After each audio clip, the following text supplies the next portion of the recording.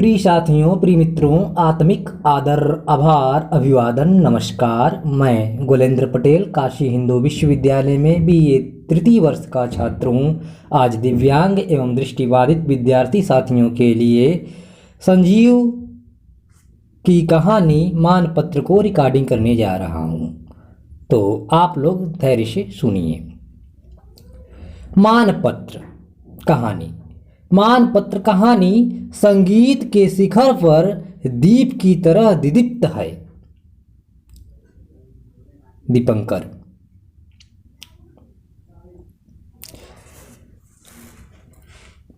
तुम्हें सैकड़ों मानपत्र मिले होंगे। एक मानपत्र और। तुम्हें सैकड़ों मानपत्र मिले होंगे, एक मानपत्र और। यह आवाज बिंदे की उन घिसी हुई पहाड़ियों की दिल की तरह हजारों पान के पत्तों को छुपाए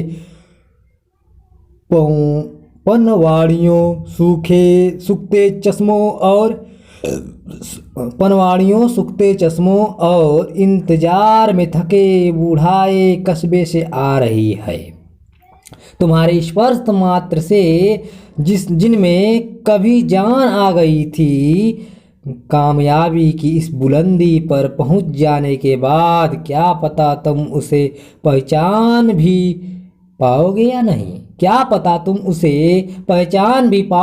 नहीं। मगर वह भूले ही तुम्हारे दृष्टि पथ से ओझल हो, तुम एक बार भी उसकी नजरों से ओझल नहीं हो पाए। दीपंकर।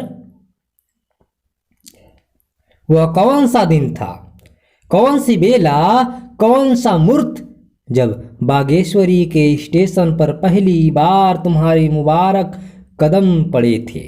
याद आ रहा है, उस स्टेशन से ही दिखता हुआ पर्वत के कलश पर वह शुभ्र मंदिर जिसे देखकर तुमने कहा था, ऐसा लग रहा है मानो काले नीले गजराज के मस्तक पर किसी ने श्वेत शंख रख दिया हो।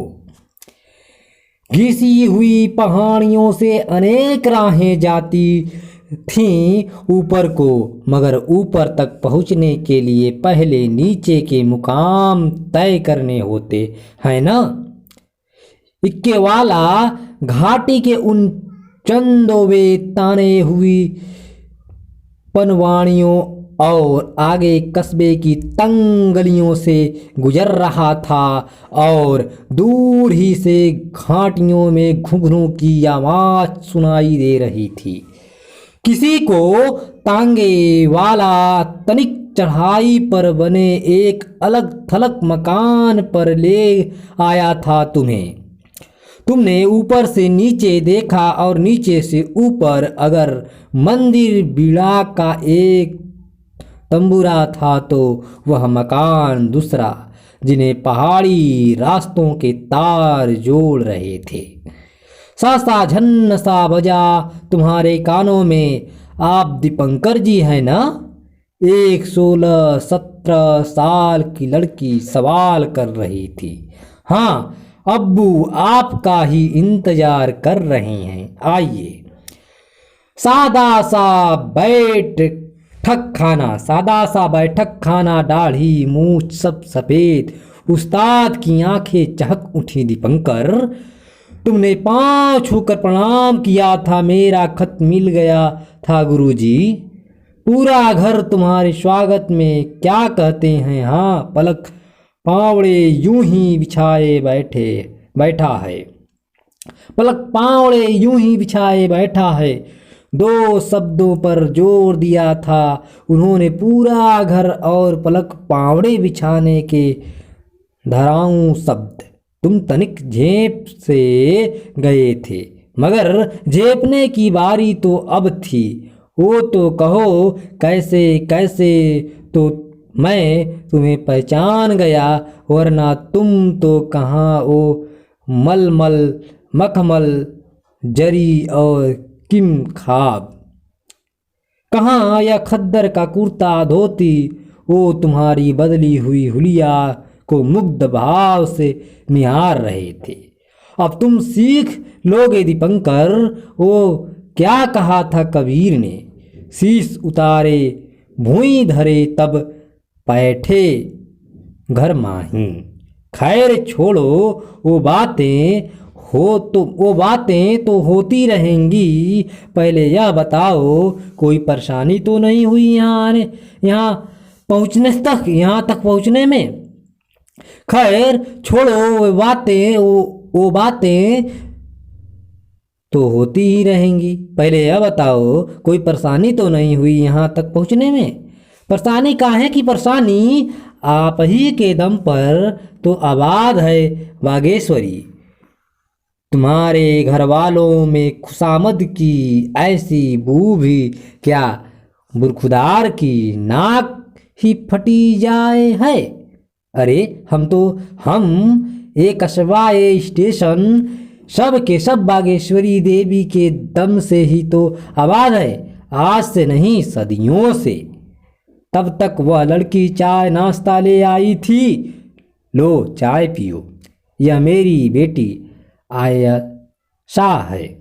यहाँ तशरीफ लाने वाले सारे उस्तादों ने इसका दिमाग 7वें आसमान पर चढ़ा रखा है कि यह बीड़ा बहुत अच्छा बजाती है। तब तक वह लड़की चाय नाश्ता ले आई थी। लो चाय पियो, यह मेरी बेटी आयशा है। यहाँ तशरीफ लाने वाले सारे उस्तादों ने मिलकर इसका दिमाग 7वें आसमान पर चढ़ा रखा है कि यह बीड़ा बहुत अच्छा बजाती है। खैर तुम अपनी राय में तरफदारी न करना, चाय पियो, गुसल कर लो, फिर बताते हैं। बेटी की तारीफों में उस्ताद की आवाज़ मृदंग सी धिनक रही थी। लजाकर भागी थी आयशा, तुम्हारी चोर नजरें पर्दे तक पीछा करती रही थीं उसका। तुम ट्रेन के थके मादे सोए तो ऐसे सोए कि वक्त तक का ख्याल न रहा। उस्ताद ने ही जगाया था, उठो दीपंकर आओ चले, वरना नसीब से मिली वो मुबारक घड़ी क्या कहते हैं, हाँ शुभ घड़ी हाथ से निकल जाएगी। सूरज डूबने के पहले ही पहुंच जाना है देवी के मंदिर में, और अब ज़्यादा वक्त नहीं रह गया है। सूरज के डूबने में फकत घंटे भर। उस्ताद वाद्य यंत्रों की ही भाषा जानते थे, सो वाक्य गढ़ने संवारने में देर लगती उन्हें। पहाड़ पर अच्छा खासा रास्ता बन गया था। उस्ताद को सहारा देने को कोई आगे बढ़ता मगर उन्होंने मना कर दिया। हालांकि चढ़ने में उन्हें खासी मशक्कत उठानी पड़ रही थी। मंदिर नीचे से ही छोटा लग रहा था। जैसे तुम आगे बढ़ते गए पत्थरों पेड़ों लताओं से आंख मिचौनी खेलता हुआ वह बड़ा होता गया। मौसीकी का यह काफिला जब ऊपर पहुंचा तो सूरज डूबने की तैयारी कर रहा था। उसकी लाली से दिशाओं के रोशनदान सुर्ख हो रहे थे और उसका गुलाल पहाड़ों और घाटियों में बिखर रहा था। परिंदे अपने अपने बसेरों की ओर उड़े आ रहे थे, अपने अपने बसेरों की ओर उड़े आ रहे थे और उनकी मिली जुली चहचहाहट से फजा गुलजार थी। देवी को प्रणाम कर सामने के चौतरे पर बैठ कर उस्ताद ने पहले नमाज अता की, फिर बीड़ा संभालने लगे। तुम्हें उनकी मशक्कत पर रहम आ रहा था, तभी उन्होंने टोका था, पहले तुम कुछ सुनाओ दीपंकर। तुम सच्चाए, मैं भला क्या सुना सकता हूँ, कुछ भी जो भी जचे। उस्ताद सबसे अच्छा तो बिहाग ही बजा सकता हूँ, लेकिन इस वक्त हंस पड़े थे उस्ताद। कहीं परिंदों को वहम हो गया तो वैसे तुम्हारा कसूर नहीं, अभी अभी ही तो जगे हो नींद से। फिर तो उस्ताद जैसे खुद में ही खो गए। तारों को कसकर समताल करने के बाद ठीक सूर्यास्त को उन्होंने राग यमन का आलाप साधा। जोड़कर करामत ने तबले पर थाप दी। तब तक तुम्हें यकीन न था कि झाला तक सब कुछ निर्विघ्न निभ जाएगा, लेकिन झाला तक आते आते तुम चकित रह गए थे। जो सख्त पहाड़ पर ठीक से चढ़ भी न पा रहा था, उसके हाथ किस तरह उठती गिरती उंगलियों के साथ ऊपर नीचे दौड़ रहे थे। इस बूढ़ी उंगलियों में क्या इतना कमाल अभी छुपा पड़ा है। पहाड़ का जर्रा जर्रा, फुनगी फुनगी, पत्ते पत्ते कान उठाकर कन मनाकर ताकने लगे थे। एक रूहानी झनकार थी कि पहाड़ से उतरते झरने की तरह पूरी घाटी में बह रही थी और अग जग डूब उतरा रहा था। घंटे भर तक धरती गमकती रही। फिर उस्ताद ने बीड़ा सिर पर रखकर एक साथ ही साज और बागेश्वरी दोनों को प्रणाम किया था। आप कमाल के बिनकार हैं। उस्ताद हाँफ रहे थे। बोले, अब बुढ़ापे में मुझसे नहीं होता। बागेश्वरी मेरी बेटी बजाएगी। और जब उस दुधमुही लड़की ने राग बागेश्वरी बजाया तो जैसे अंधेरे परतों को चीर कर तारे छिटकने लगे। अगणित निहारिकाएं खुल खुल कर बिछने लगीं। यह तुम्हारी ही टिप्पणी थी, याद है? उस्ताद को सहारा देकर उतरने लगी आयशा। तो जैसे तुम्हारा कर्तव्य बोध जागा, आगे बढ़कर तुमने दूसरी बाँह पकड़ ली थी। उस्ताद ने अचकचाकर तुम्हें देखा और बोले, लगा जैसे तुम्हारी जिल्द में मेरा बेटा निसार ही लौट आया है विदेश से। निसार। रात दस्तरखान पर उस्ताद ने फिर वही बात उठा ली थी। जब बीड़ा बजाता हूँ, उस्ताद की निगाह में बीड़ा और सितार एक ही थे। उनका बस चलता तो सरोद को भी बीड़ा ही कहते। तो 65-70 का बूढ़ा नहीं, 20-25 का जवान हो जाता हूँ और बीड़ा बंद हुई नहीं कि भेड़िए की तरह दुबका हुआ बुढ़ापा अपने पंजों और दांतों से घायल करने लगता है। अब बुढ़ापे में मुझसे बागेश्वरी देवी की सेवा नहीं होती। जी चाहता है कोई इस सेवा और इस बेटी दोनों का भार थाम ले और मैं सुकून से रुखसत ले सकूं। या अल्लाह।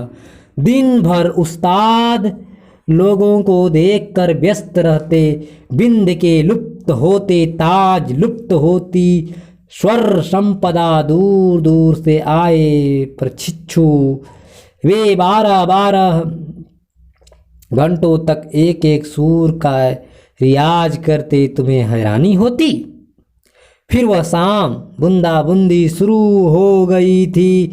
उस्ताद को रोक लिया था आयशा ने। बागेश्वरी के पूजन के लिए सिर्फ आयशा थी, तुम थे। टप टप बरसाती बूंदे थी और भींगी भींगी पुरवैया के साथ थी जंगली फूलों की भीनी भीनी मदमस्त गंध। आते समय तुम जानबूझकर फिसले थे। कामनी कुंज के पास संभाल लिया था आयशा ने तुम्हें। शुक्रिया किस बात का?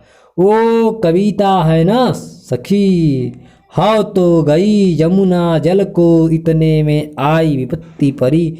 पानी लेने गई थी यमुना में, इतने में घटा गिर गई। दौड़ी बारिश से बचने को मगर बच न सकी, गिरी लेकिन भला तो नंद के लाल का, जिसने इस गरीब की बाँह पकड़ गिरने से बचा लिया। सिर जीवहूँ नंद के लाल आहा, धरी बाँ गरीब के ठाणी करी। फिसले हुओं को संभालने में आपका कोई सानी नहीं। उत्साह में पूरी कविता का ही पाठ कर डाला था तुमने। तुम्हें उम्मीद रही होगी कि आयशा कब उठेगी। हुजूर की हुजूर की जरजबाजी है, वरना मैं नाचीज किस काबिल हूँ। मगर वह तो लत्ते की गुड़िया सी सिमट गई, एकदम घरेलू किस्म की सपाट भोली लड़की। इतनी भोली तो नहीं थी आयशा। तुम्हें याद आज भी न पता हो कि अकेले में कितनी बार चूमा था उसने कामने के उस दरख्त को। उसके नन्हे चबूतरे पर बैठकर कितने ही सुरभीले सपने बुने थे उसने। गति और दिशा के हिसाब किताब में तुम शुरू से सजग थे। एक दिन जा पहुँचे उस्ताद के पास। उस्ताद मुझे शागिर्द बनाइएगा, तुमने मेरे शिष्य बनाओ। तुम मेरे शिष्य बनोगे। दीपंकर चकित वात्सल्य से छलछला उठी थी उस्ताद की आंखें। देखो, घरानों की बातें हैं, यहाँ तो सभी कूद को दूसरे से ऊंचा मानते आए हैं। ईगो टसल, लेकिन बिनकार तो आपसे ऊंचा कोई है नहीं। फिर घराने किस फन से कैसे बड़े हो सकते हैं। सोच लो, बहुत कठिन है डगर पनघट की। सोच लिया, अच्छी बात है। फिर देर किस बात की, पंडित हो ही सगुन करो। और ठीक गुरु पूर्णिमा को बाबा ने गुरु वंदना के अखंड मंडलाकारम व्याप्तम येन चराचरम तत्पदम दर्शितम येन तस्मै श्री गुरुवः नमः के बीच तुम्हारी कलाई में हरी हरी धूप के शाश्वतत्व का काला धागा बांधा। तुमने कहीं से कर्ज लेकर एक नारियल, 5 सुपाणियाँ, साल और 101 रुपए उनके कदमों पर रख दिए। क्या तनिक संजीदा हो आए उस्ताद। पैदा को जिंदा रहने के लिए पानी तो चाहिए, मगर वह पानी इतना ज़्यादा भी न हो कि पौध को जिंदा रहने के लिए पानी तो चाहिए, मतलब पौध को जिंदा रहने के लिए पानी तो चाहिए, मगर वह पानी इतना ज़्यादा भी न हो कि पौध सड़ गल ही जाए। फिर हंस पड़े उदास से। बागेश्वरी में पंच वर्जित है और पंचम ही तुम्हारा आधार है। हे बागेश्वरी के पंचम, पता नहीं कब बाबा ने क्या कहा और तुमने क्या सुना। जो भी हो, शुरू हो गया विद्यादान। बाबा सैद्धांतिक बातें बताते जाते, आयशा उसे बजाकर दिखाती। उस दिन उस्ताद तुम्हें बात कर किसी काम से राजा साहब के यहाँ निकल गए। घर में आयशा थी और तुम थे। वह तुम्हें सिखा रही थी और तुम उसके चेहरे से लेकर नाखून तक सारी शख्सियत को मुग्ध भाव से देख रहे थे। अचानक ही बोल पड़े, आप बहुत सुंदर बजाती हैं। झूठ शर्मा जाती है आयशा। ओह, ये उठती गिरती अंगुलियां, ये ऊपर नीचे दौड़ते हाथ, ये पूरी देह से निकलती झंकार, जैसे कोई धार पत्थरों पर ऊपर से नीचे बहती जाए।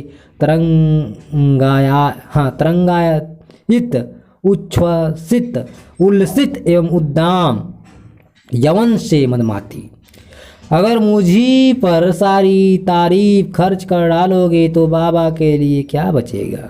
बाबा में भी यही क्वालिटी है, मगर उनका बजाना पहाड़ के सीने से फूटती धार है और मेरा आपका यहाँ जहाँ जहाँ पैरों से गत को दबाती हैं वहाँ वहाँ रंगीन फव्वारे फूट निकलते हैं।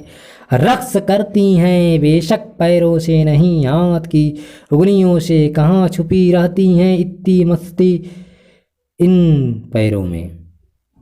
तुमने एकांत पाकर आयशा की हथेलियों को अपने हाथों में ले लिया था। तारों के साथ निरंतर छेड़छाड़ से खुरदुरी हो गई। अंगुलियों की परों को सहलाने लगे थे तुम, अंगुलियों की परों को सहलाने लगे थे तुम, लेकिन आप सिखाती नहीं ठीक से। और आप सीख रहे हैं ठीक से। पहले में मिजराब नखी लाई अंगुलियों में, वह ताके पर रख छोड़ा था, फिर मिला नहीं। मैं बन जाऊं मिजराब और तुमने आयशा की उंगलियों को चूम लिया था, याद है? लुक छिप कर मिलने लगे थे तुम और आयशा, कभी मंदिर में, कभी पनवाड़ियों में, कभी पहाड़ पर। और जिस दिन अब्बू को इसकी भनक मिल गई उस दिन भरे भरे से बैठे थे बाबा, पखावज लेकर बैठ गए थे। धम लगा कोई ईंट गिरी हो किसी के किले की बुर्ज से, एक ईंट फिर दूसरी फिर तीसरी, खंड खंड टूट कर गिरने लगे थे। पत्थर अररा कर ढह रही थी बुर्जियाँ, मेहराबें, अटारियाँ। थमते थमते थम गया था कोलाहल, शमशानी शांति। तुम सकते में आ गए। सहारे के लिए तुमने आयशा को देखा, वह खुद सहमी हुई थी। धम अचानक फिर थाप पड़ी, स्वर बदला हुआ था इस बार प्रलय के बाद सृष्टि का सुर। एक ईंट चीनी जाने लगी, खड़ा होता गया किला, सजती गई अटारियाँ, खिलती गईं मेहराबें, चमकने लगे कंगूरे। आयशा की रोकी सांस फिर चलने लगी। तुम्हारी जान में जान आई। पखावज का ऐसा बजाया जाना पहली बार सुना था तुमने। सच्चा शिव हैं अब्बू। नाराज हो जाएं तो संहार तांडव, खुश हो जाएं तो निर्माण के वरदान, आयशा ने कहा था। मगर मैं पखावज का दूसरा अनुभव नहीं लेना चाहता। बाप रे, मेरी तो रूह की चाक हो गए। तब तो आपको सीधे अब्बा से बात करनी पड़ेगी, उनकी रजा के बगैर अब मैं नहीं मिल सकती। बिस्तर पर क्लांत लेटे थे बाबा, तुमने जाते ही उनके पांव पकड़ लिए। पर्दे की ओट में खड़ी थी आयशा। क्या बात है पंडित, पांव तो छोड़ो। छोड़ दूंगा, बस एक बात कहने की इजाज़त दे। अम्मा, इजाज़त की क्या बात है, कह भी डालो अब। आपने कभी कहा था कि जी चाहता है कोई बागेश्वरी देवी की सेवा और बेटी आयशा दोनों का भार थाम ले होगा। मैं दोनों का दायित्व संभालने को तैयार हूँ अगर आप चाहें। हूँ। एक छोटी सी हुंकारी के बाद लंबी चुम्पी पसर गई थी उनके होंठों पर। क्या मेरे हिंदू होने के वजूद से आप सोच में पड़ गए? तुमने उन्हें हौसले से जगाया, हाँ भी या ना भी। उस्ताद धीरे से उठकर बैठ गए। मुसलमानों ने काफ़ी पहले ही मुझे काफिर मान लिया है। मैं इस बात से परेशान नहीं हूँ कि ऐसा करने से उनकी राय पर ठप्पा लग जाएगा। धर्म यहाँ क्या कहता है और मजहब के फतवे क्या कहते हैं मुझे नहीं मालूम, जानना भी नहीं है। मौसीकी मेरे लिए सिर्फ मौसीकी है, फन सिर्फ फन। बागेश्वरी होती होंगी हिंदुओं की कोई देवी, मेरे लिए वे सिर्फ मौसीकी की देवी हैं। चाहता मैं सिर्फ इतना हूँ कि जिन हाथों में बेटी का हाथ दूँ उन हाथों में उसका फन और उसकी खुशी दोनों सलामत रहे। कहाँ तुम ऊंचे खानदान के पंडित और कहाँ आयशा। उस्ताद की शक्ल में हमें सर पे बैठाते हैं हिंदू, मगर एक दूरी से ही। फिर इस्लाम कबूल करने से पहले हम भी तो छोटी कौम के हिंदू ही थे। इन चीज़ों को तुम्हारा हिंदूपना कतई बर्दाश्त नहीं करता। यानी एक के लिए एक मलेच्छ, दूसरे के लिए काफिर। इनसे भाग कर मैं मौसकी की पनाह में आया हूँ तो यहाँ महफूज हूँ, मगर कब तक, जब तक नीचे न उतरूं। अभी तो जवानी है, जज्बा है, जुनून है, जीत लोगे जंग, मगर इनके उतरने के बाद आप मुझ पर भरोसा कर सकते हैं उस्ताद? आयशा से पूछ ही लिया होगा। एक लंबी खामोशी के बाद बोले उस्ताद, जी। माँ तो अब नहीं रही, आपने बाकी लोगों से पूछने की ज़रूरत नहीं है। इसे हिंदुआनी बनाओगे? मेरे लिए तो ये सिर्फ बीड़ा है। शब्दों के सटीक उपयोग तो कोई तुमसे सीखता। दीपंकर बाबा को रिझाने के लिए तुम्हारे लिए सितार और बीड़ा और आयशा के लिए अलग अलग संबोधन नहीं, सिर्फ एक संबोधन था। बीड़ा बड़ा रोमांटिक था ना यह संबोधन।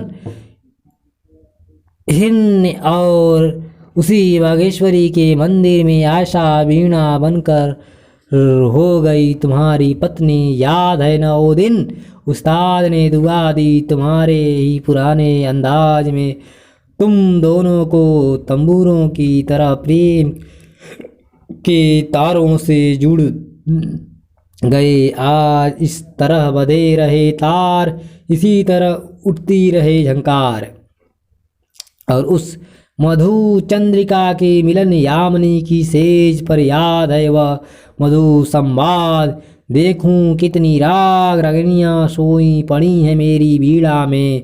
यह तुम्हारा प्रश्न था। जितनी तुम जगा पाओ यह बीड़ा का उत्तर था।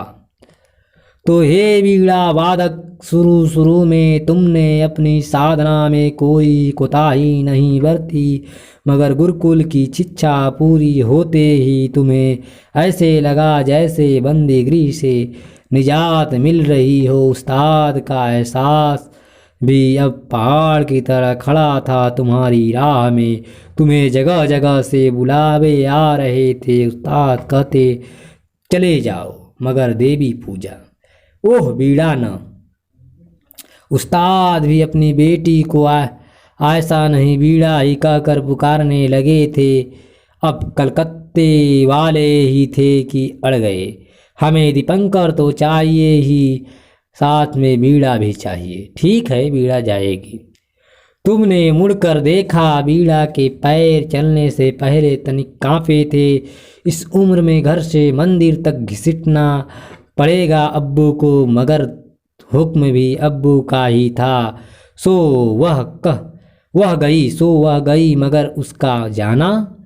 कलकत्ते के उस संगीत समारोह में वीणा ने मालकोंस बजाया था और तुमने चंद्रकोश, फिर योग कोश पर दोनों की जुगलबंदी तालियों की गड़गड़ाहट से गूंजता रहा ऑडिटोरियम। दूसरे दिन अखबार में वीणा छाई हुई थी। दीपंकर की चर्चा महज रस्मी तौर पर हुई थी।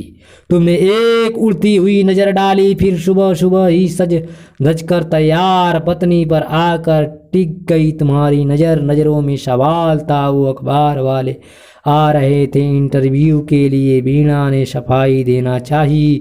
हूँ या हूँ, न कोई ध्रुपद था न धमार, या कुछ और ही था। इस हूँ की गूंज अनुगूंज में बहुत कुछ सुन लिया था। वीणा को आश्चर्य होता, आखिर तुम चाहते क्या थे? पहले तुम्हें वीणा से यह शिकायत थी कि वह नितांत घरेलू औरत है, उसे तुम्हारी पत्नी के अनुरूप ढलना चाहिए। तनिक आदमी होना चाहिए। अब जबकि वह हो रही थी तो तुम उसे घरेलू बनाने पर आमादा थे। जैसे तैसे समय बीता। बनारस के 2 टिकट पकड़ाते हुए तुमने वीणा से कहा, इन्हें पर्स में रख लो। बनारस वीणा हैरानी थी, क्यों बनारस के नाम पर ऐसे क्यों चौंक गई, जैसे तुमने मणिकर्णिका घाट ही भेज रहा हूँ, जैसे तुम्हें मणिकर्णिका घाट ही भेज रहा हूँ। चौंक गई वीणा, मैंने ऐसा कब कहा?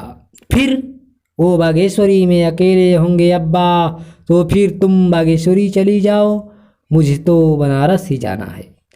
मैं तुम्हारी छाया हूँ, तुम जहाँ जहाँ जाओगे मैं तुम्हारे साथ जाऊंगी। लेकिन खुदा के लिए कम से कम यह तो बता दो कि बनारस में क्या कम है, कहीं भाई साहब के पास तो नहीं?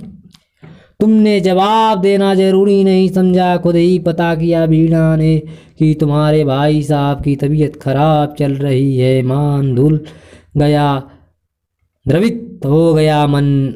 माँ का साया पहले ही तुम पर से उठ चुका था, ले देकर एक भाई साहब ही तो बचे थे जो बीमार थे। तब तो मुझे भी बनारस चलना चाहिए, रास्ते में ही तो पड़ता है। पहले हम बनारस चलते हैं, फिर बागेश्वरी। भाई साहब की हालत वाकई में नाजुक थी। वीणा अभी बनारस रुकना चाहती थी, मगर तुम उसे बागेश्वरी जाने पर जोर दे रहे थे। मैं इन्हें संभाल लूँगा, तुम जाकर उन्हें संभालो। या इन्हें और उन्हें कब से हो गए? क्या बाबा सिर्फ और सिर्फ मेरे हैं और भाई सिर्फ और सिर्फ तुम्हारे? वीणा को ठेस लगी, लेकिन प्रकटतः उसने कुछ कहा नहीं। लौट आई बागेश्वरी। अखबारों से ही पता लगा कि बाबा में तुमने बनारस और इलाहाबाद में कई कार्यक्रम किए और इन पर प्रतिक्रिया उधर तुम्हारे भाई साहब तुम्हें सिख दे रहे थे कि तुम अभी बाबा के पास रहना चाहिए था, तुम्हें अभी बाबा के पास रहना चाहिए था। इधर बाबा वीणा को सिख दे रहे थे कि तुम्हें दीपंकर के साथ रहना चाहिए था।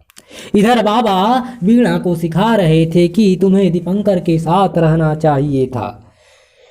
तुम बागेश्वरी आए तो कलकत्ते की काली छाया को धोस पहुँच कर इलाहाबाद ने नई चमक भर दी थी। सबको बताते फिर रहे थे कि कलकत्ते में क्या था, गूढ़ी जान कर तो दरअसल इलाहाबाद में ही थे।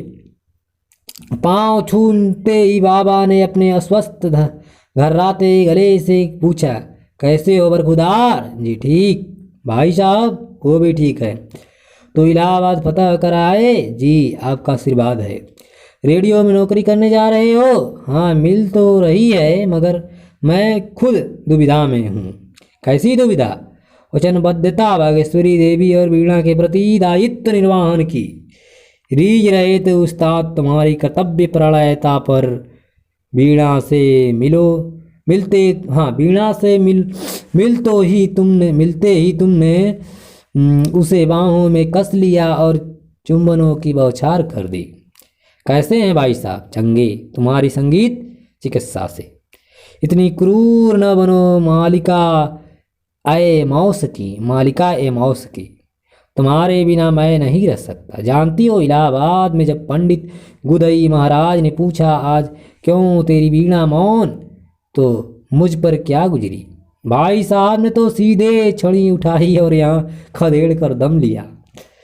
वीणा को थका कर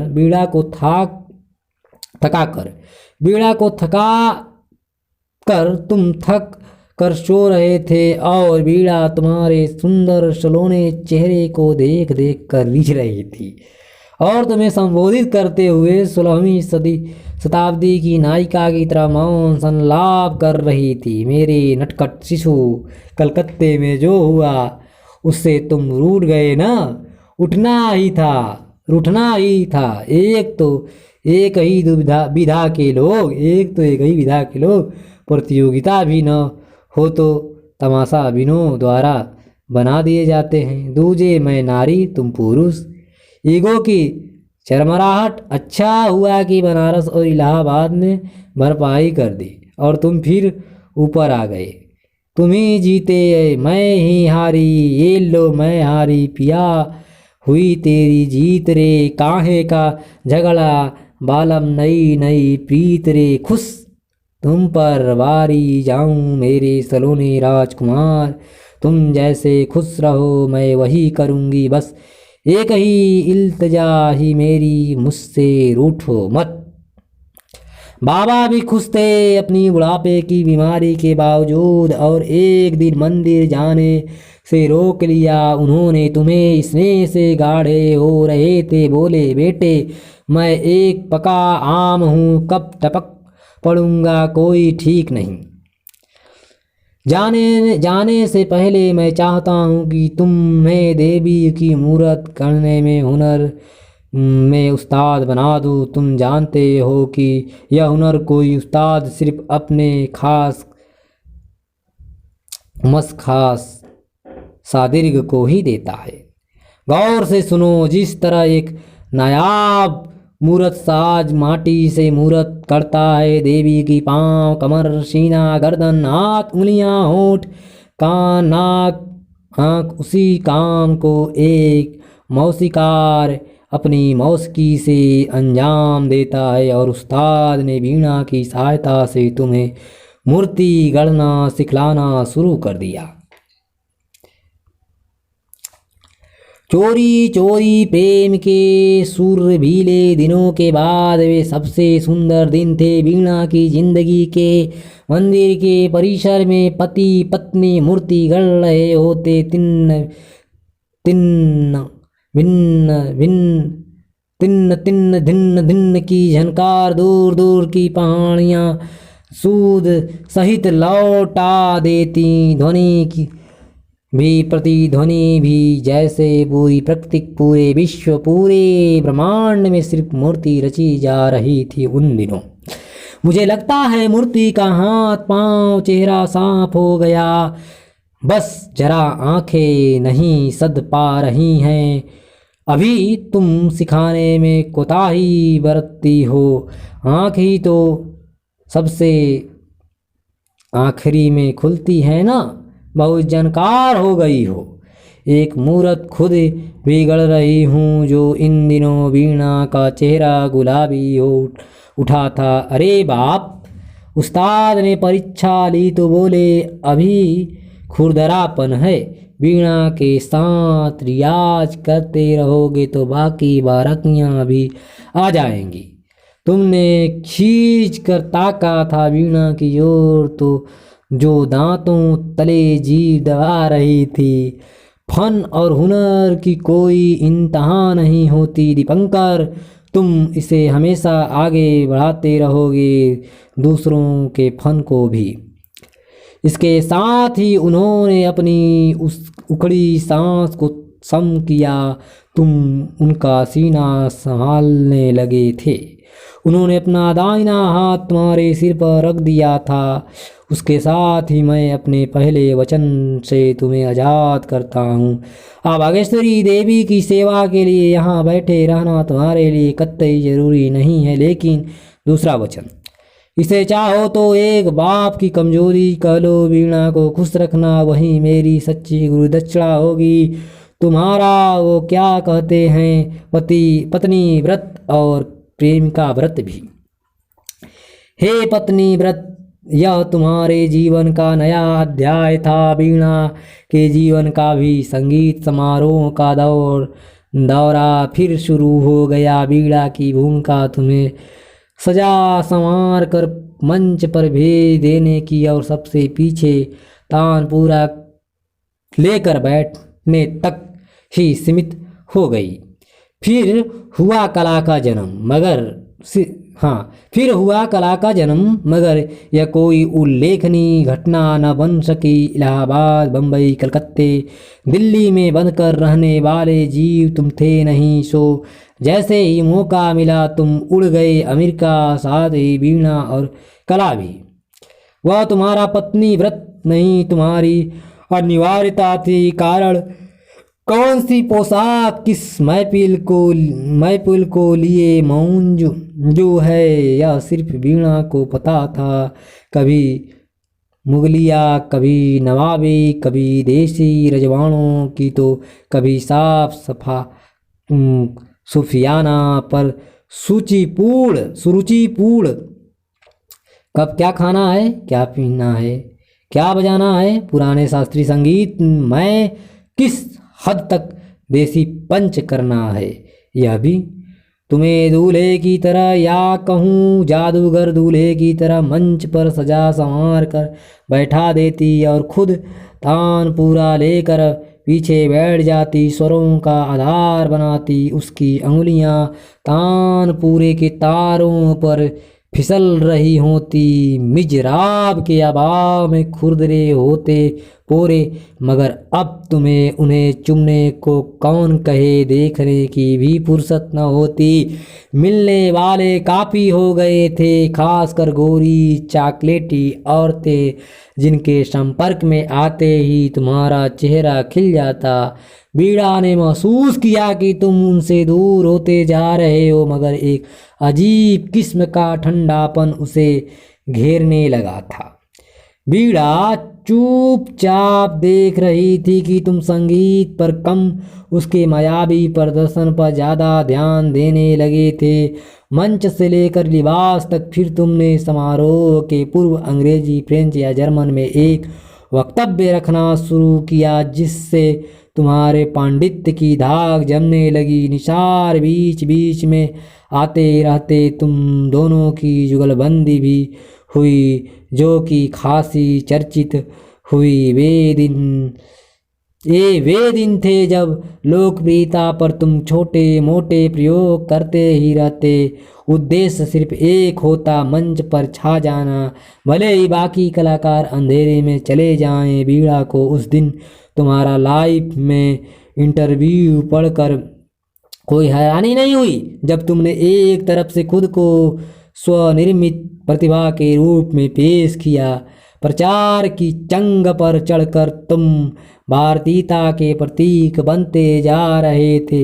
हे भारतीयता के महान प्रतीक, पत्नी ने सही भ्राता न सही, पत्नी न सही भ्राता न सही, गुरु के लिए हमारी संस्कृति में बहुत ही ऊंचा स्थान है। शिष्यत्व स्वीकार करते हुए तुम्हें अपनी गुरु वंदना याद है। गुरु ब्रह्मा विष्णु गुरु ब्रह्मा गुरु विष्णु गुरुदेवो महेश्वरः, गुरु साक्षात् परब्रह्म तस्मै श्री गुरुवे नमः। उसी गुरु ने कई बार कांपते हाथों से कलम उठाई होगी, तुम्हें वीणा या निसार को खत लिखने को, फिर रख दी होगी।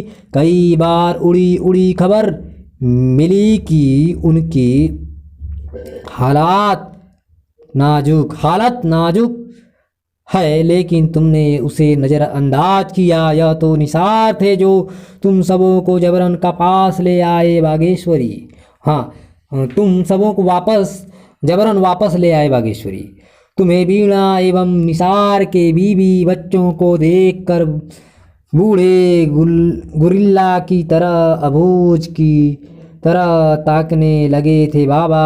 फिर बताए जाने पर एक एक की कुशल क्षेम पूछने लगे। आखिर में टिक गई वीणा पर नज़र। क्या बात है वीणा, अखबारों में दीपंकर और निसार का नाम तो कभी कभी झलक जाता है, लेकिन तुम्हारा नहीं। अब कला के चलते फुर्सत कहाँ मिलती है अब्बू, बजाना तो नहीं छोड़ा ना? नहीं बाबा, वो कैसे छोड़ सकती हूँ। मेरा पूरा कुनबा मेरे सामने है, क्या पता कल क्या होगा। मेरी ख्वाहिश है कि आज रात तक महफिल हो जाए देवी के मंदिर में। पालकी पर ले जाया गया उस्ताद को, सबने कुछ न कुछ पेश किया, मगर वीणा ने गायकी में अमीर खोसरों की ओर ठुमरी उठाई। काहे को ब्याही विदेशी, अरे लखिया बाबुल मोरे, तो स्वर टूट रहा था। काहे को ब्याही विदेश, हाँ, काहे को ब्याही विदेश रे, लखिया बाबुल मोरे तो स्वर टूट रहा था। उस्ताद ने थोड़ी ही देर तक आंखों पर पलकों के पर्दे डाल लिए। बूंदों की धार बीतती रही दाढ़ी में। गीत बंद हुआ तो धीरे धीरे पलकें खोली। उन्होंने कोई कुछ नहीं बोल रहा था। देखते देखते आंखों की रंग बदलती शिशु सा चकित हो उठे। निसार समा दीपंकर आयसा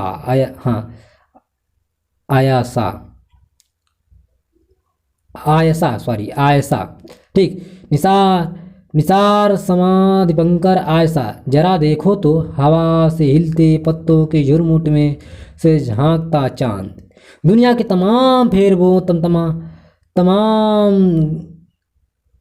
गलाजतों के ऊपर पाकी जगी के नूर सी बरसती चांदनी चमक करते पत्ते। क्या खुदा की इस निमेत को मौसकी में नहीं ढाल सकते? तुम नहीं तुम। निसार और दीपंकर के बाद वीणा से इस रात और उस रात वीणा ने अपनी सारी कला लगा दी प्रकृति के उस छंद को स्वर देने में। वीणा रख कर वीणा ने जब सर उठाया तो फिर वही अब्बू की चकित शिशु सी चितवन। अब्बू अब्बू अब्बू जा चुके थे। गोरी सोवे सेज पर, मुख पर डारे केस। चल खुसरो घर आपने रैन हुई चहुदेश। चार कहार मिल डोलिया उठावे बागेश्वरी बैंड की करोड़ धुन पर महा प्रयाण। उस्ताद तो महायात्रा पर निकल गए। तुमने कहा था। वीणा ने खोई पलकें ऊपर उठाई थी। चलो पैक कर लो, परसों वापस चलना है। वीणा ने आहत नज़रों से तुम्हें देखा। वह गई तो जरूर, मगर कहीं जी न लगता था उसका। ये वे दिन थे जब तुम पाप सिंगर्स से मतलब गायक से मिलकर अपने प्रयोजक ढूंढते फिर रहे थे। तुम्हारा एक पांव अमेरिका के लॉस एंजल्स में, दूसरा भारत के बीच में। पूरी दुनिया थी और बीड़ा थी कि उसे अमेरिका भी सुना लग रहा था, भारत भी, बाकी दुनिया भी। बहुत तेजी से बदल रहे थे तुम। अब तुम्हारी दुनिया बाख, बीथोवन, मतजार्ट, मनहन तक फैल रही थी। अब तुम्हें बीथोवन के मूनलाइट सोना में रात में समुद्री लहरों के टूटने जैसा नाद ज़्यादा सम्मोहित करने लगा था। उनमें तुम्हें रविंद्र संगीत की सी दिव्यता दिखाई देने लगी थी। साथ ही बाबा की पत्तों के झुरमुट में झांकती चांदनी और चमक करते पत्ते भी। किस चीज़ को कब कहाँ इस्तेमाल कर ज़्यादा से ज़्यादा लाभ बटोरा जा सकता है, इस पर तुम सदा सतर्क रहे। शास्त्रीय संगीत की समझ से रहित पश्चिम के दर्शकों श्रोताओं में अपने संगीत को लोकप्रिय बनाने के लिए तुमने आलाप की बोरियत से पल्ला झाड़ा, जोड़ को समृद्ध किया और सीधा उतर गए झाले पर। इस तरह पश्चिमी और पूर्वी श्रोताओं को लुभाने के लिए तुमने कई पगडंडियाँ तलाशी और सवाल जवाब जो यहाँ फूहड़ और छिछला माना जाता रहा को ज़्यादा से ज़्यादा महत्व देने लगे। बीड़ा ने एक दिन टोका भी, हमारे यहाँ राग ताल लय या सुर एक दूसरे को समृद्ध करते हैं। मिलित हंस ध्वनि हो या जुगलबंदियाँ, यहाँ एक स्वस्थ प्रतिस्पर्धा के बावजूद मुख्य उद्देश्य परस्पर सहायक का ही होता, प्रतिस्पर्धा का नहीं। इसी तरह भारतीय संगीत की बाकी महान परंपराओं की भी तुम अनदेखी करने लगे हो। क्या तुम्हें नहीं लगता कि कहीं कुछ गलत हो रहा है? हंस कर टाल गए तुम। बाद में प्रदर्शन के पूर्व वक्तव्यों में तुमने इसका खुलासा किया। कुछ शुद्धतावादियों को लगता है भारतीय संगीत इतना महान है कि उसे साधारण जनता के बीच उतारा गया तो अपवित्र हो जाएगा, पर मैं पूछता हूँ कि संगीत या कला या साहित्य सिर्फ मुट्ठी भर पंडितों के लिए है? जब तक कोई कला जनता के बीच नहीं उतरती वह सार्थक तो नहीं ही होती, वह दीर्घजीवी भी नहीं हो सकती। बहुत तालियां बजती थी तुम्हारे इस वक्तव्य पर। तुमने आगे कहा था, अब बात आती है प्रस्तुति पर। क्या पेश करें, कैसे पेश करें? क्या पेश करें, कैसे पेश करें? प्रकृति को देखिए कि उसे एक फूल पेश करना है तो कैसे करती है। मान लीजिए बोगनवेलिया है, मात्र लवंग जितने लंबे, यानी नन्हे नन्हे सफ़ेद फूल, गिनती में 3-3। उन्हें पेश करने के लिए वह अपनी तमाम जाड़ डालें, पत्ते, कांटे सबसे पिंड छुड़ा लेती हैं, यहाँ तक कि पुष्प को सामने वाली पत्तियाँ भी लाल, गुलाबी या श्वेत यानी इतनी रंगारंग रहती हैं कि उन्हीं को लोग फूल की पंखुड़ी मान बैठे। भव्य से भव्यतम प्रदर्शन और इतनी शानदार व्याख्यानों पर भला हथियार न डाल दे बीड़ा। फिर कुछ दिन पति के साथ साये की तरह डोलते रहने का सिलसिला तुम्हें महफिलों में सजा संवार कर भेज देती, खुद अब्बू की रिकॉर्ड्स लगा कर बैठ जाती। तुम कभी रातों को देर से लौटते, कभी सुबह। तुम्हारे अंदाज में कहें तो शाम अवध को जुदा होते तो शाम बनारस को ही लौटते। आज किस घाट पर जल रहे थे तल्ख पड़ित मननी वीणा, मगर उसके मान का तुम्हारी नज़र में कोई मूल्य न होता। मन होता तो तटस्थ निरपराध बेगानी आवाज में सुना देते, आज डीएम पकड़ ले गए थे, डीएम पकड़ ले गए थे, आज मंत्री, आज फलां तो आज अलां। दम मारने की फुर्सत नहीं। यूनिवर्सिटी या राजकीय कार्यक्रमों, युद्ध, राहत या कल्याण कोषों के लिए तुम सदा तत्पर रहते। आय कर देने में प्रत्यक्षतः कोताही नहीं बरतते। लोगों की नज़र में तुम्हारी छवि उज्ज्वल से उज्ज्वलतर होती रही। चीज़ों को अनुकूलित करने में तुम निरंतर सफल रहे। अब उनकी नज़र तुम्हारे व्यक्तिगत चरित्र और परिवार सर्वोपरि फन के प्रति तुम्हारे चूड़ पर न जाती, उल्टे तुम महान से महानतम घोषित किए जाते रहे। ठीक उन सेठों की तरह जा चींटियों को शक्कर के दाने देते हैं और भिखारियों, ब्राह्मणों, विधवाओं, गरीब छात्रों, सामाजिक कल्याण की संस्थाओं को दान देते और अपनी मील में अपने मजदूरों, घरों में अपनी बीवी, अपने नौकरों का शोषण करते। व्यक्तिगत चरित्र में लंपट और जातीय चरित्र के स्तर पर प्रथम श्रेणी के अपराधी। एक ही आदमी का बर्ताव एक स्थान पर एक जैसा, दूसरे स्थान पर दूसरे जैसा। क्या कोई लेखा जोखा लेने आएगा? कभी कभी नहीं। Nothing succeeds like a success, nothing fails like flavour. बीड़ा ने अपने ढीले पड़े तारों को फिर से कसा, मगर वह सूर कहाँ, वह साज कहाँ, नवीनाओं की तुलनाओं में कहाँ टिकती है प्रवीणा। दूसरी विदेश यात्राओं में तो तुम साथ ही नहीं ले गए उसे। पूरे 4 महीने बागेश्वरी में अकेले गुजारे उसने। कभी अब्बू की कब्र पर, कभी बागेश्वरी देवी के मंदिर में। अक्सर पहाड़ से देखा करती वह पश्चिम की ओर। कितनी दूर चले गए थे तुम। पनवाड़ियों को देख देख कर पंत की वह कविता याद आती है। पत्रों के आनत अधरों पर सो गया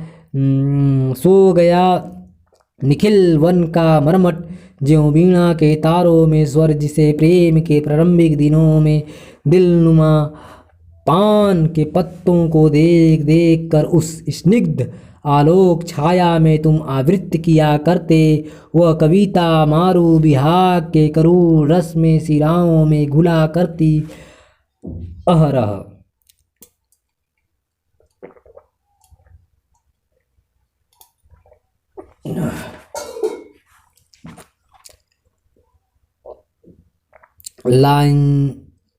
लाइंजिल्स, वियना, लंदन, पेरिस, म्यूनिख, कहाँ कहाँ नहीं जगमगाने लगा था तुम्हारा सितारा। कहाँ नहीं जगमगाने लगा था तुम्हारा सितारा। नए नए कितने ही रागों का सृजन किया तुमने, प्राच्य और पाश्चात्य संगीत के मेले से कितने ही रागों का सृजन किया तुमने। प्राच्य और पाश्चात्य संगीत के मेल से कितनी ही प्यारी धुनें दी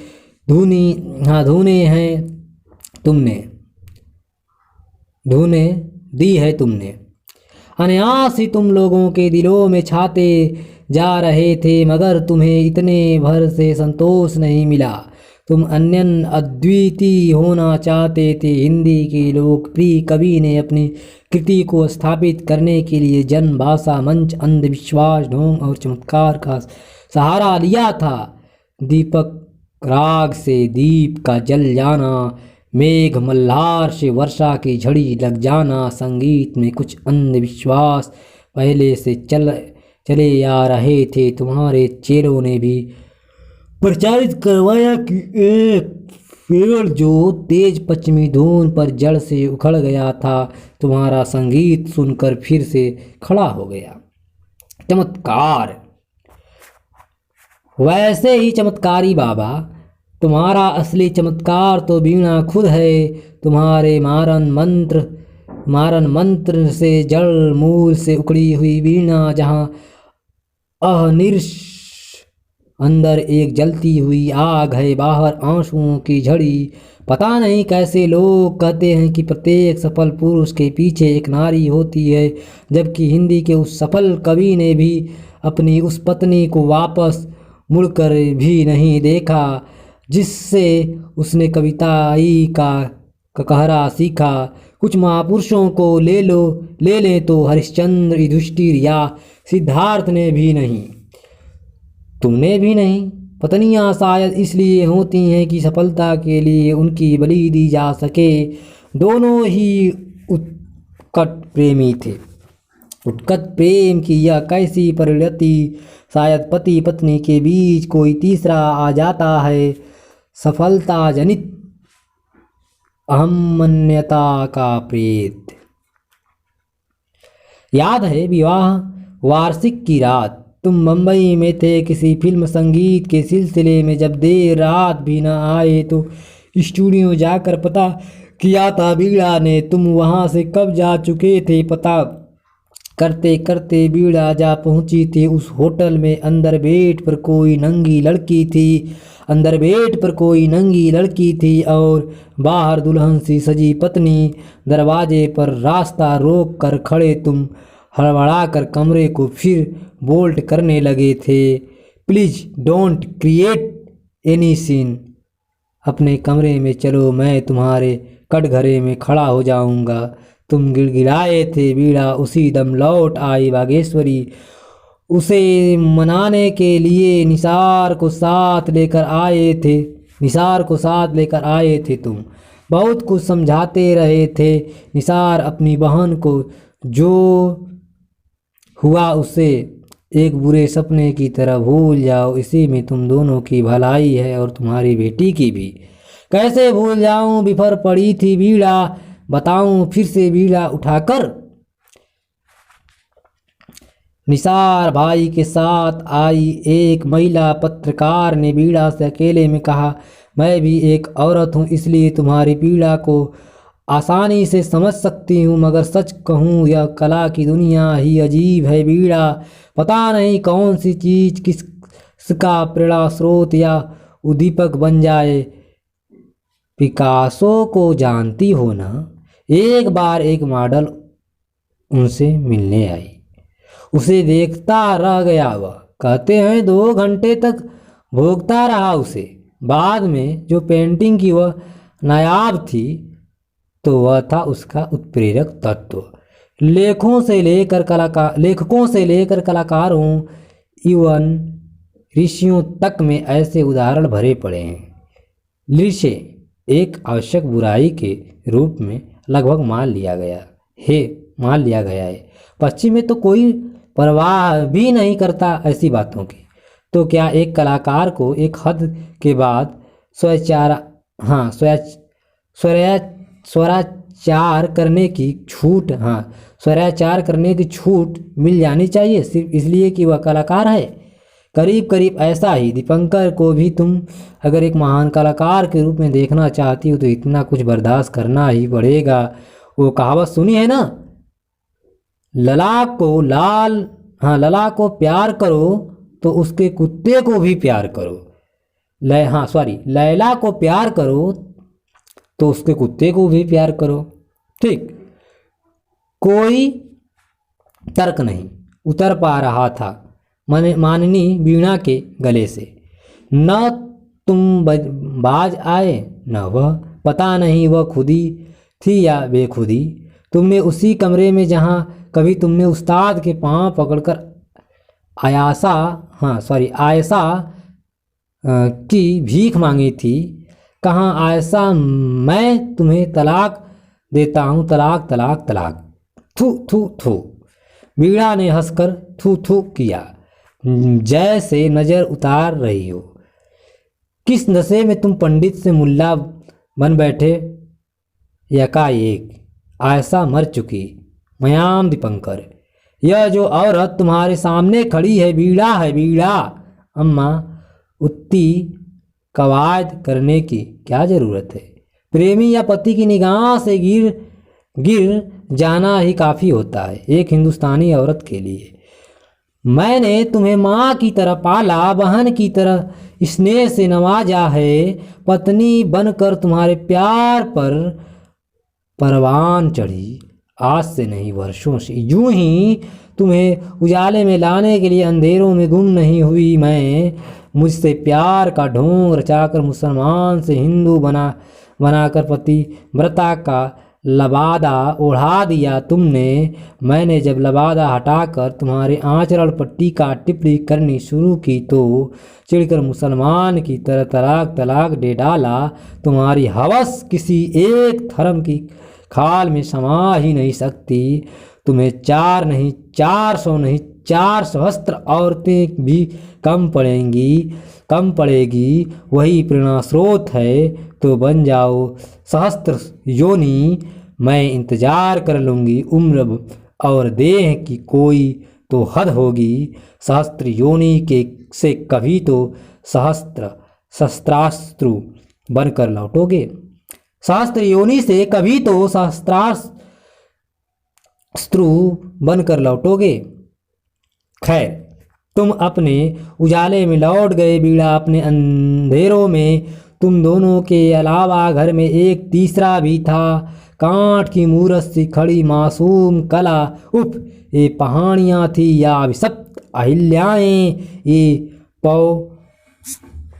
ये पनवाणियाँ थी या बंद ताबूत, यह दुनिया थी या बेजान पेंटिंग। खैर, धीरे धीरे वक्त बीता।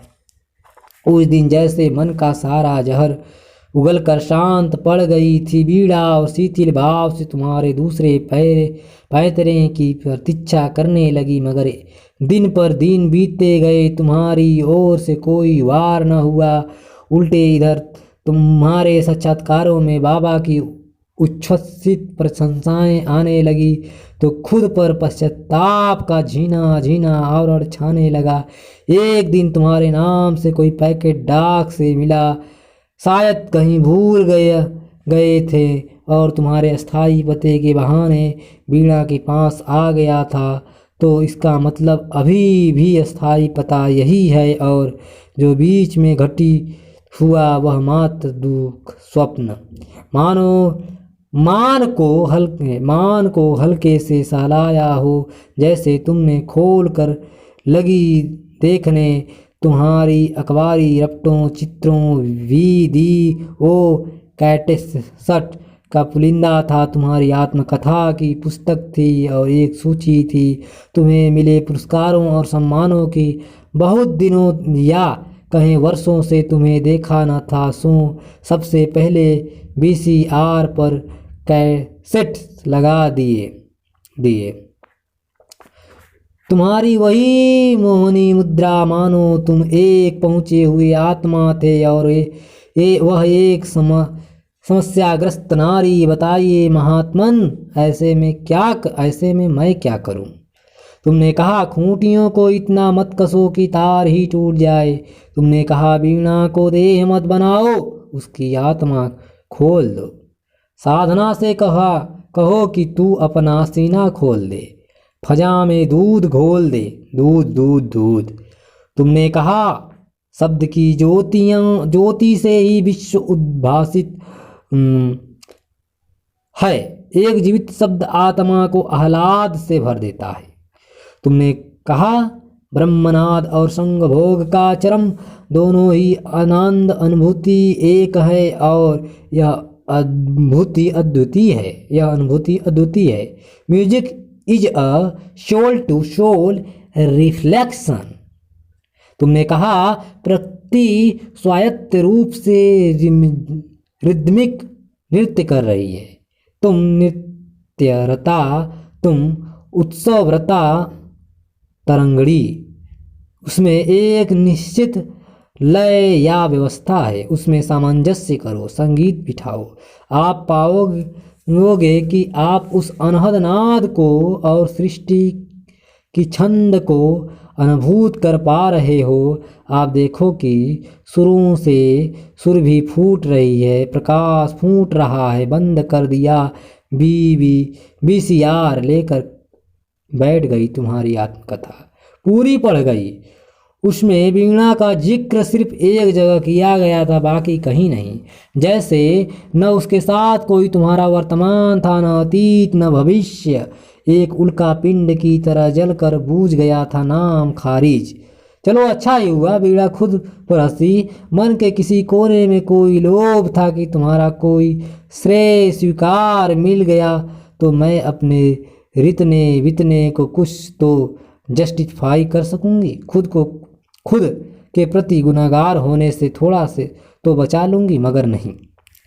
तो हे परमहंस, तुम्हारा आप्त वचनों को ही आदर्श मानकर खुद को फिर से पा लेने की कितनी ही कोशिशें की वीणा ने, मगर समय बीत चुका था और सब कुछ गलत होता चला गया। बाप का नाम भी बेच खाया, शराब तक पीने लगी, पीकर दुर्द। बेटी कला तक के साथ न्याय न कर पाई, भूत बनती जा रही है बेचारी। वक्त का तगाजा था, वीणा अग्नि वीणा में तब्दील हो जाती, मगर बनकर रह गई क्या महज असाध्य वीणा। ठीक, तमाम उम्र का हिसाब मांगती है जिंदगी, तुम्हारे हिसाब में क्या जाएगा। सीढ़ी और उसके हिसाब में सांप और सांप, वह तुम्हारी सीढ़ी, तुम उसके सांप। सामने के लिए सारे अभियोग व्यर्थ हैं। इतिहास बड़ी विचित्र वस्तु है जो कल बल छल संयोग और सहयोग से फार फ्रंट पर आ जाता है, वही इतिहास बनता है, बाकी सब कूड़ा। तुम्हारे जैसे लोग ही आज पद पीठ पुरस्कार बटोर रहे हैं। तुम इंडिया टुडे आज भारत के हो, हे आज के इंडिया, हमें मालूम है मानपत्र की यह भाषा नहीं है। कम से कम तुम तो इस भाषा कहे नाद में के अभ्यस्त नहीं। वह तो पुष्प अगरू की गंध, बोझिल हवा में शंख घंटे घटियाल तुरही और मंत्रों के गहाते घमासान में कंचन थाल में नाचती लौ की निरांजना होती है। मगर इन तमाम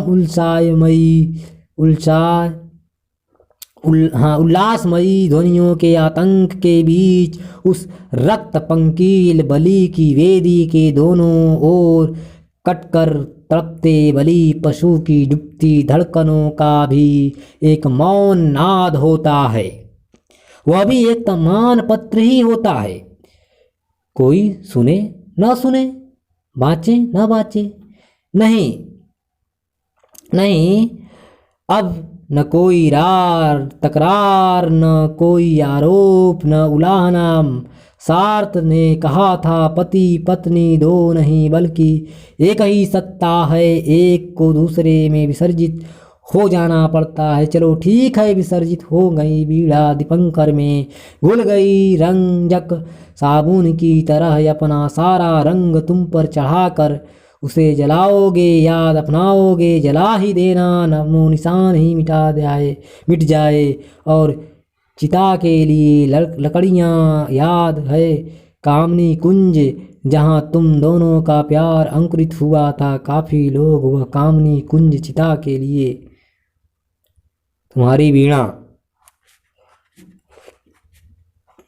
पुनश्च सोचा था, यह मान पत्र तुम्हें भेज दूंगी।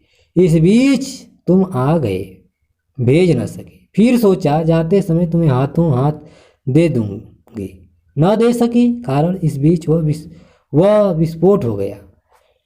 यह तो मालूम था कि तुमने फिर कोई शादी रचा ली है, मगर यह भी कोई बात नहीं। दिक्कत तो तब हुई जब तुम अचानक आ धमके, मुझसे कसम तोड़ कर बोले, शादी का यह कतई मतलब नहीं है कि मैं तुम्हारी और कला के प्रति अपनी जिम्मेदारियों से भागना चाहता हूँ। उसकी शादी हो जाए, तुम उसके ज़्यादा करीब ही रहो। पहल तुम्हें करो तो अच्छा हो। मैंने बहुत सोचा, फिर तुम्हारी बात वाजिब लगी। कला कहीं बाहर जाने को तैयार हो रही थी कि पिछले दरवाजे से उसे पुकारा, बेटी तुमसे एक बात कहनी है। कला हमेशा की तरह मौन रही। धीरे धीरे मैं अपने मकसद पर आई। बेटी मेरी ज़िंदगी का कुछ भरोसा नहीं, तुम जवान हो चुकी हो, हम बूढ़े। मैं जीते जी तुम्हारे हाथ पीले कर देना चाहती हूँ। तुम्हें कोई लड़का पसंद हो तो बता दो, वरना हम खुद ढूंढ लेंगे। कला ने जैसे सुना ही नहीं, वह चुपचाप जूती पहनती रही, बैग सजाती रही, फिर चल पड़ी। मगर उसे रोकना पड़ा। दूसरे दरवाजे पर तुम खड़े थे, रास्ता रोक कर। एक दरवाजे पर माँ थी, दूसरे पर पिता, दोनों तरफ से घेर रहे थे दोनों, जैसे वह कोई शिकार हो। ठिठक गई, माँ की ओर मुड़ी और इस खानदान की एक गौरवशाली परंपरा सुनी है माँ। पता नहीं क्यों सिखलाने पर ही उसने मम्मी पापा नहीं कहा कभी, कि बुजुर्ग जाते जाते अपनी संतानों को मूर्त गढ़ने की कला सिखाना नहीं भूलते। यह भी कुछ वैसा ही आयोजन है क्या? यही समझ लो। कौन सी मूर्त? छिन्नमत्ता की। क्या कह रही हो? मैं जो पहली बार उसके खुलकर बोलने पर खुश हुई थी, सहसा चौंक पड़ी। तो सुन लो माँ, मैं वह मूर्त गढ़ने नहीं जा रही हूँ तुम्हारी तरह। लगा कला ने बाबा की पखावज उठा ली हो और किले की पहली ईंट गिरी हो हमारे सीने पर, ढम। वह विवाह प्रथा जो किसी को बियड़ बंजर बना दे, उसे मैं जूती की नोक पर रखती हूँ, थूकती हूँ महानता के चोंचलों पर, कला के नाम पर चलाए जा रहे तमाम ढकोसलों पर। I hate such heinous hypocrisy the male and female chauvinism तो मीटर गया मित्रों। पागल मत बनो बेटी, जरा सोचो तुम्हारी सामाजिक सुरक्षा का क्या होगा। कहीं ऊंचे नीचे पांव पड़ गया तो क्या होगा। प्राणपण से मैंने रोकना चाहा उस विध्वंस को। सुरक्षा, यह तुम बोल रही हो माँ, ऊंचे नीच पाँव ऊंच चच चच, इतनी फिक्र, इतना डुबली हुई जा रही हो माँ। जब जिसके साथ ही आएगा रह लूँगी, जब जिसके साथ जी आएगा रह लूँगी, जिसके साथ मन करेगा सो लूँगी। मुझे एहसास हो गया है कि देह ठोस सत्य है, बाकी कला प्रतिभा सृजन देह की ऊर्जा का विस्तार। मुझे तुम दोनों की तरह न महान बनने का लोभ है न अमर बनने का। सुनो माँ, मैं अपनी एंटिटी से किसी भी खुर्दगर्ज को खिलवाड़ नहीं करने दूंगी, चाहे वो माँ हो या बाप हो, पति हो या संतान हो, या एक्स वाई जेड गैर कोई। बुर्जियाँ, मेहराबें, अटारियाँ, कंगुरे ही नहीं, किले की एक एक ईंट, एक एक पत्थर ध्वस्त हो चुका था और उसकी जगह उभर कर आया था। वह क्या था, कितना हौलनाक! मैं सन्न रह गई थी। तुम कांपे और लड़खड़ा कर गिर पड़े। खट खट जूतियाँ खटखटाती हुई दरवाजे से बाहर निकल गई कला, पीछे मुड़कर ताका भी नहीं। जानते हो, पता नहीं क्यों इन बर्बादियों के बावजूद मुझे अपनी कला पर नाज आ रहा था। याद आया सैकड़ों वर्ष पहले सेंट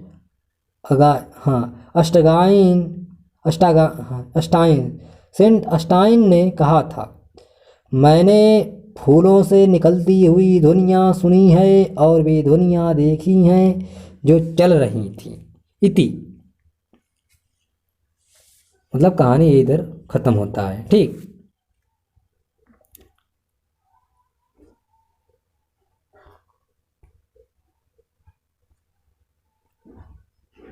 तो प्यारे साथियों, आप सभी से पुनः मैं साहित्यिक सहृदय सविनय निवेदन करता हूँ कि यह रिकॉर्डिंग मैं दिव्यांग एवं दृष्टिबाधित विद्यार्थी साथी भाइयों के लिए किया हूँ। तो कृपया आप विद्यार्थी साथियों को यह वीडियो या रिकॉर्डिंग अवश्य शेयर करें। बहुत बहुत धन्यवाद, आत्मिक आभार।